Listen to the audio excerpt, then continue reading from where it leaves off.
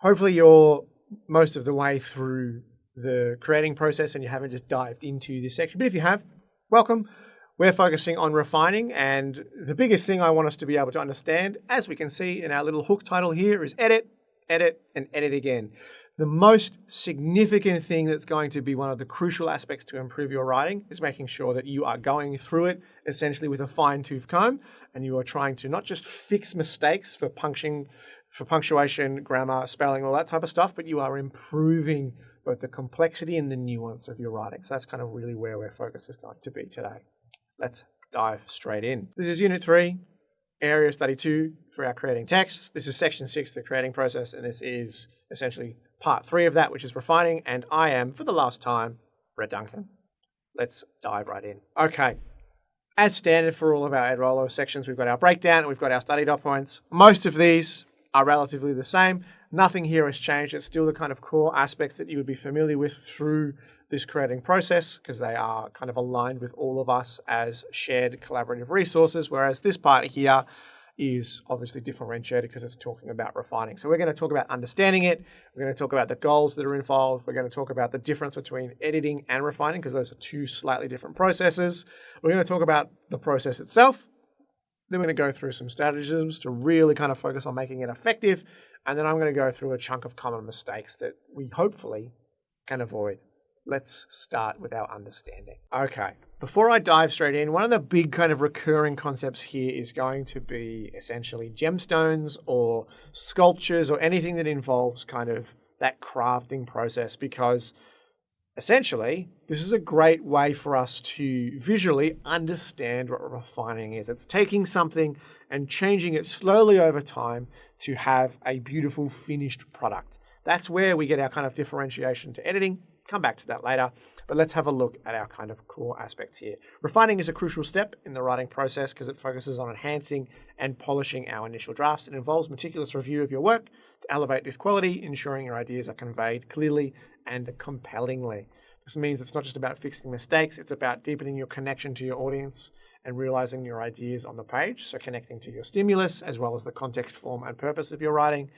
It's the difference between a rough diamond and a meticulously cut gem that captures and reflects the lights brilliantly, hence the connection to these two. But let's dive into this a little bit more deeply on the next slide. Ideally, I want us to have a look at these kind of core concepts so we can really kind of resonate and understand what refining is and how we need to make sure that we are doing it in our writing. So it improves our readability, it enhances our persuasiveness. Even if we're not doing a persuasive piece of writing, it's inbuilt fluidity. It reduces our ambiguity, meaning that we don't cause essentially cloudiness or confusion in our writing. It increases the impact on the desired audience, depending on what type of impact that is. It helps with clarification. It really allows us to evolve and kind of organize our structure. And lucky last, it's all about enhancing engagement. Whatever piece you pick, whatever form you pick, however you are writing your piece about play, it needs to realistically, and sorry, at this stage, it's not just play, it's any of the frameworks. That's just where my brain jumps all the time. It's about making sure that your piece resonates with what you're thinking about as you write it, but also how it resonates to the audience through the form that you've picked. And that's really, really important. Let's have a look at some goals. Okay, so expanding on what we did a little bit earlier when we were talking about understanding the processes, hopefully this infographic here, just a wiggly little line to kind of emphasize that, and of course the next couple of slides that expand on these elements a little bit more, we can really kind of understand and see that this is a process that's quite meticulous. It's a step-by-step kind of pathway that allows you to end up with a really solid, cohesive, strong piece of writing that's going to get you the best results we can. So, starting us off, hence why it's the biggest of our three cogs, is a clear goal-orientated perspective, essentially meaning you want to really kind of focus on precision and clarity that enhances your writing. We also want to make sure that we are talking about strengthening our structure. So we want to make sure that our links from our ideas and across our paragraphs are established a strong unified argument or narrative. This is through our cohesion. We also want to really talk about our balance. So we want to talk about the weight given to different sections. So it's not either top heavy or bottom heavy. If you're writing a narrative, it's not kind of really heavy in that kind of climax section, that it works across your piece. Or if we're doing a speech or another form, that it makes sense and kind of contributes equally towards your broad and main purpose. And then we really want to kind of focus on that kind of style that we're writing. So that tone, that shift of our audience, how we manage our own voice, whether it's formal, informal, persuasive, descriptive, whatever, it's still going to have a goal that's really, really significant that we're trying to achieve. And then lucky last, and this is where that editing kind of bleeds into refining here, we're talking about correctness, grammar, spelling, punctuation, all the standards of good writing. However, they need to make sure that this connects with the style that you've written. So this is where formal, informal changes, persuasive, descriptive changes. So you've got to make sure that you are able to marry those two concepts together. Let's dive, as I just talked about, into the differences between refining and editing and how we can see these processes work together. Before we dive into these kind of aspects, I just kind of want to think up really the kind of connections between the metaphor here and how I want you to understand it. When we're talking about refining, it's a slow process over time, taking something and turning it into something else through a meticulous approach. Editing is that final approach where you look at what has been done in a finished product, and then you just kind of go, okay, here's where I can change that kind of technical process of correction. And that's where this kind of big focus point here is. It's looking at going syntax, punctuation, consistency in spelling, all of that type of stuff. Whereas refining is the art of enhancement. That's where we kind of really want to get these two kind of titles. That's why I've used them, in fact, to kind of show the approach that we want to do. So looking at essentially the right two aspects here, we go, okay, we've got our idea development, a structural adjustment, and audience alignment on one side, meaning as we go through our piece, this is how we fix it, this is how we refine it, this is how we design it with purpose. Whereas on the other side, this is how we look at it and go, okay, I want to polish these elements now that I've finished everything else. Editing is the last step that you are doing, whereas refining is the step you are doing all the way from idea genesis to that final product. Hopefully that makes sense. Let's have a look at an activity to try and help refine that. In a simple sense, and hopefully this is a relatively simple activity, we're going to look at both of these skills. So we're identifying areas of improvement to improve flow and engagement, but we're also trying to correct any spelling mistakes, grammatical mistakes, and punctual errors you may find in this silly little piece of writing here. And I mean silly because this went through a lot of editing steps. It went through my step of obviously writing a paragraph and then changing the spelling and how wrong that felt. Then, of course, this went through our editing and our check proofing teams of here at Edrolo. And accidentally, they may have changed it all to the right spelling and then had to rechange it back to the wrong spelling.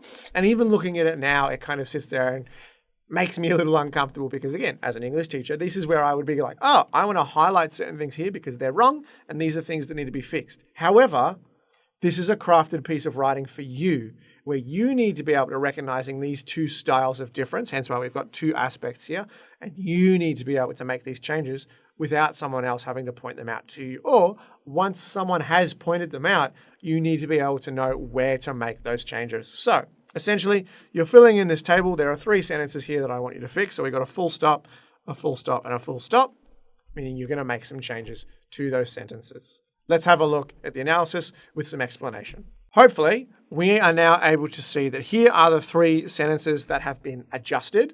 So essentially, rather than having them in a paragraph format, I've just broken them down into the sentences, and we've got our key on the side here. So refining is the orange kind of clay color, and the editing is the yellowy color. So we've got kind of the shift in the language and how that happens, and we've also got the spelling corrections. However, where I really want focus to be is this kind of side of the table because it explains why these changes have happened.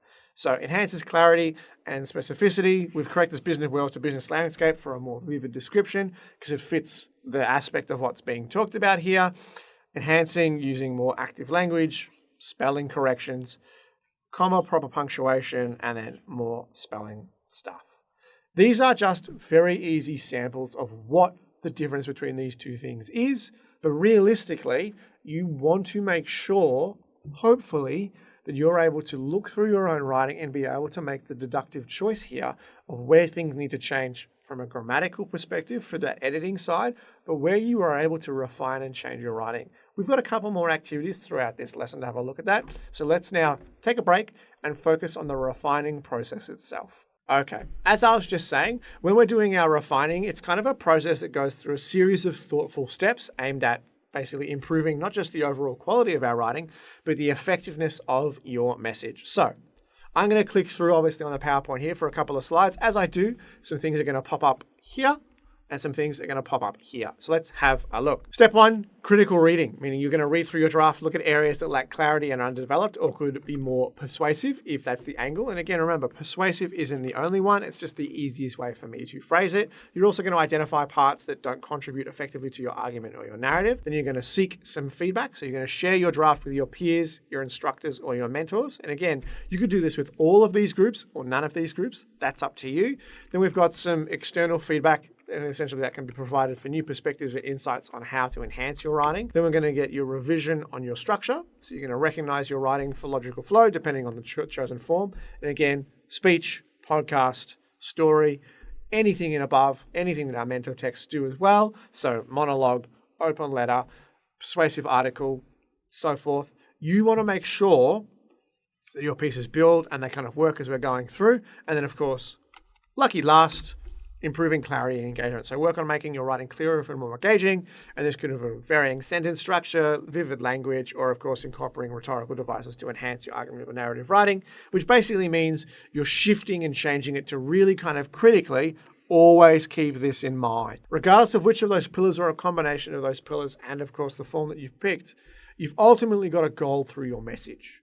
You've got an ultimate goal of your piece, and that is to discuss the framework that your school has chosen that you are writing about and the objective of that. And that is usually done through the stimulus and the title, of course, and the direction that you've chosen. So it's really important to make sure that you're going through essentially all of these. And then, of course, lucky last, when we get to our editing, you want to make sure you're polishing for style and tone. Let's have a look at essentially some strategies for effective refining. Okay, these strategies aren't the be-all and end-all. These are just some simple ideas that I've done to kind of help you think through them. I'm not going to read through the explanations because you can do them yourselves.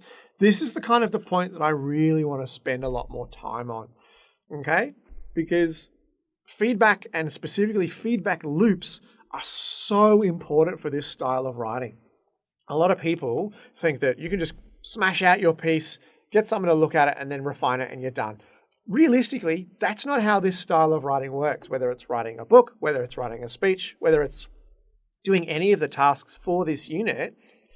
It requires a really cyclical kind of approach where you go to feedback 1, you do some work, you get feedback again, you do some more work. I know this is a horrible circle, it's my bad, but this represents that this could be super complex. You could have a heap of these little different steps here where you can just go through feedback as many times as you want. And this feedback here could be so many different types of feedback as well, okay? It could be feedback from peers, mentors, writing groups. It could be peers or even feedback from different types of tools online. Heck, you could even throw some of your writing into the various forms of AI that are out there and ask for it to clarify or ask for it to give you feedback and stuff. And sometimes it's great. Sometimes absolute garbage. That's where AI is at the moment. Sometimes it's a bit of a hit and miss process. But it's really, really critical for you to understand that. In addition to these strategies as well, and that process of feedback is having a growth mindset, especially with that feedback being a very long process and multiplicative process.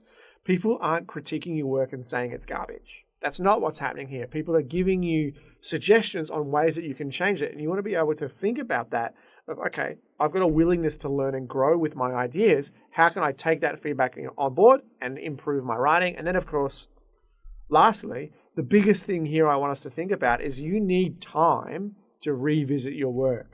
Don't just smash it out, get some feedback, fix that, you're done. Come back to it, have a look, and make sure you're really kind of focusing as you go.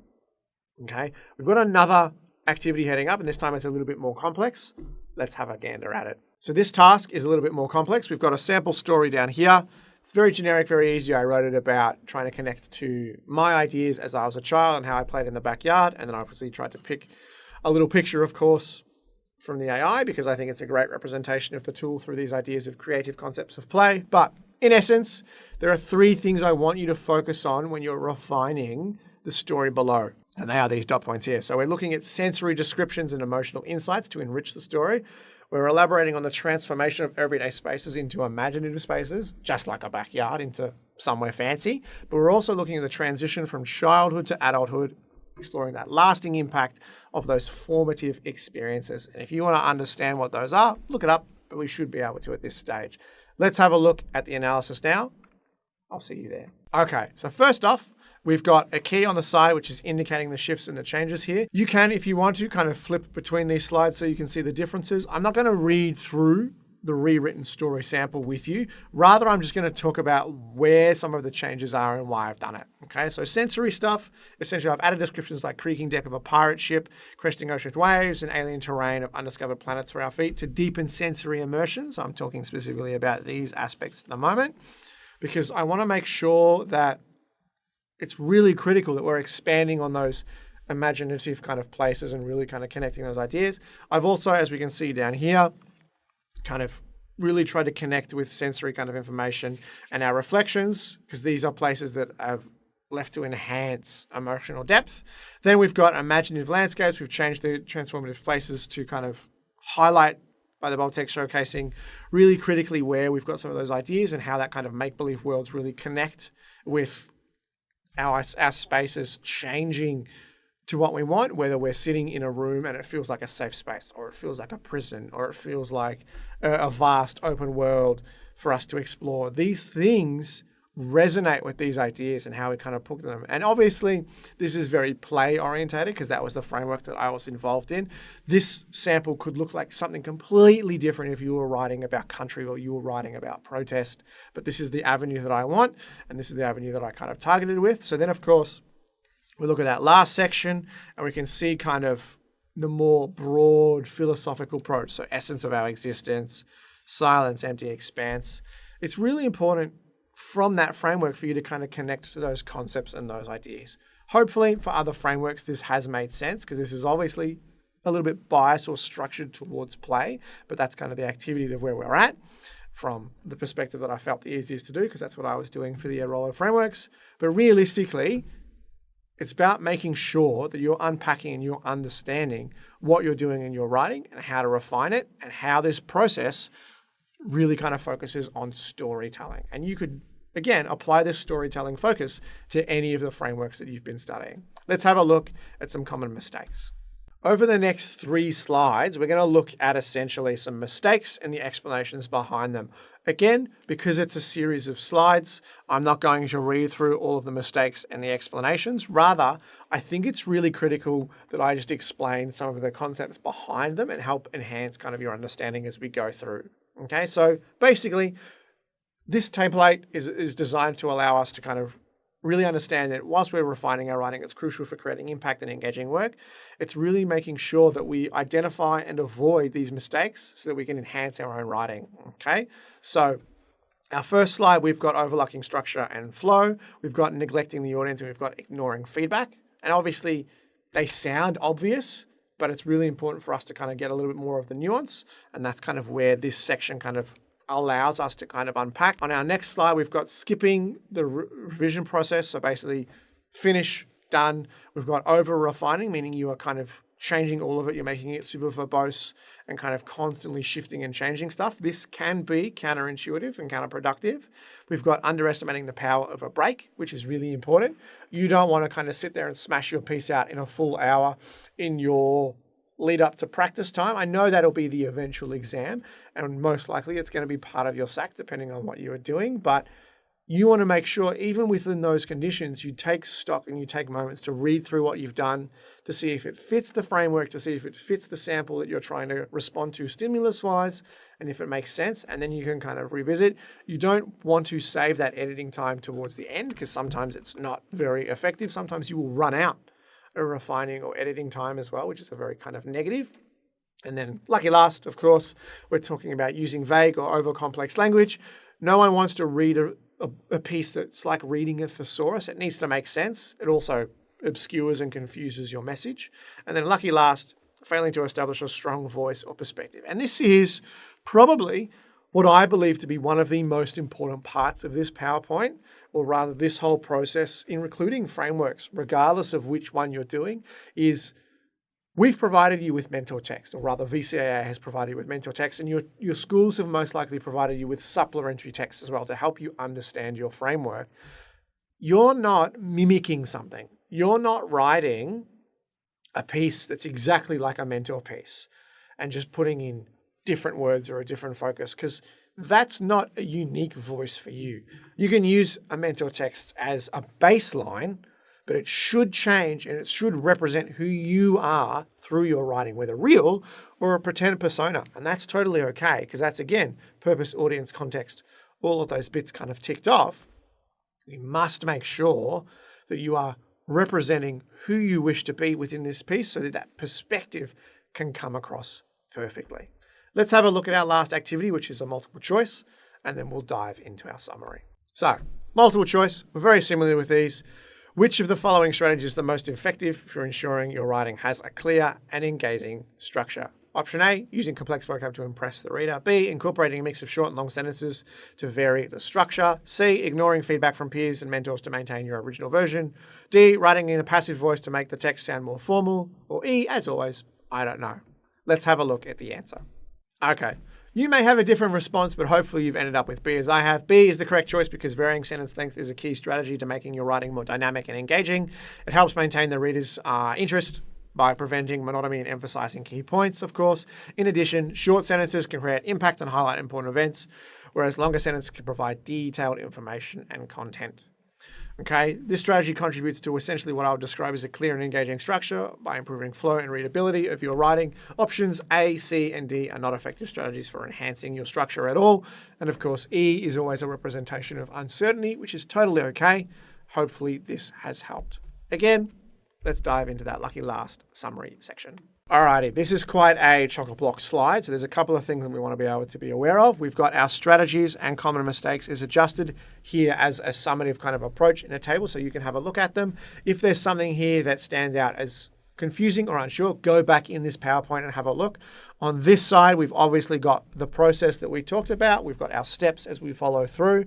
And then we've got the key points across the slide. So refining is not just about correcting errors. It's about deeply engaging with your text to enhance its clarity, impact, and connection with the audience. Understanding the difference between refining and editing, making sure that the goals of the refining process are understood is really important. Being aware of key strategies to use and common mistakes, hence why this section here is super important for us to understand. Big things I want you to take away essentially are these last 2 dot points. Remember, refining your writing is an ongoing process and something that has high return on any investment you make, meaning the more refining you do is going to be beneficial in the long term. However, there is a limit. There is a process of over-refining that can be dangerous, so make sure you're paying attention to that and you're keeping your goals in mind. Each iteration brings you closer to a fully realized version of your writing to communicate your ideas, and this is the huge point here. This is what stops you from over-refining, is keeping your goal and your purpose clear and knowing and understanding what your form of writing and what your style of writing are trying to achieve through their audience and their purpose in relation to the context of their creation. Lucky last, of course, what's next is the reflecting, which is part 4 of the creative process. This is my last involvement in the Edrolo process for obviously the frameworks. If you were with me for play, it's been a journey, and I hope and wish you good luck for what you are doing. Otherwise, I'll see you later.